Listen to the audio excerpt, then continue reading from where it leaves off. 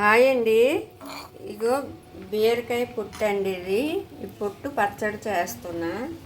ముందుగా ఒక స్పూన్కి ఎక్కువ ఉన్నది నువ్వులు వేపుకోవాలి. ఇవి ఉడకబెట్టుకోవాలండి. ఇగో ఈ పుట్టు ఉడకబెట్టుకోవాలి. నువ్వులు వేపాలి. ఇదిగండి నువ్వులు ఇలా ఎర్రగా వేపుకోవాలి. ఇప్పుడు ఇందులో కొంచెం ఆయిల్ వేసుకోవాలండి.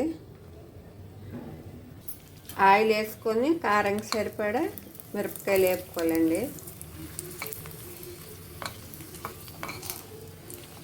ఇవి కూడా వేగిపోయినవి.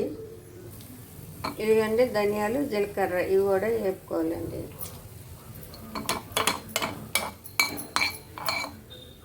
ఇదిగండి ఎల్లుల్లిపాయలు కూడా కొంచెం వేగిపోవాలి.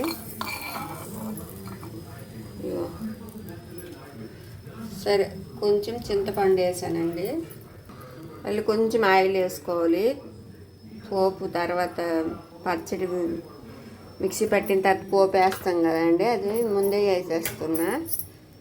కొంచెం ఆయిల్ వేసాను. ఇదిగండి ఆవాలు, శనగపప్పు, మినపప్పు, ఎండుమిర్చి వేసానండి.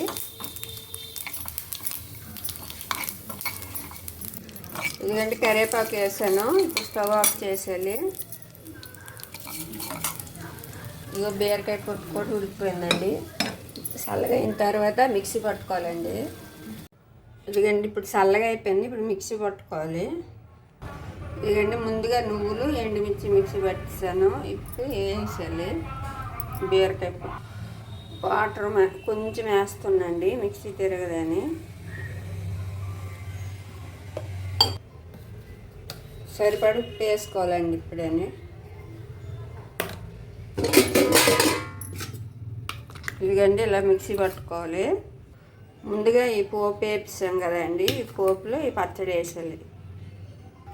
ఇప్పుడు ఈ పోపులో ఈ పచ్చడి కలిపేయాలండి మొత్తము. ఇదిగండి పోపులో పచ్చడి కలిపిస్తాను.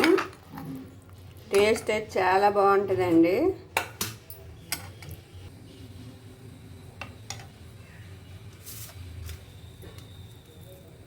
పచ్చడి సూపర్ ఉంటుందండి.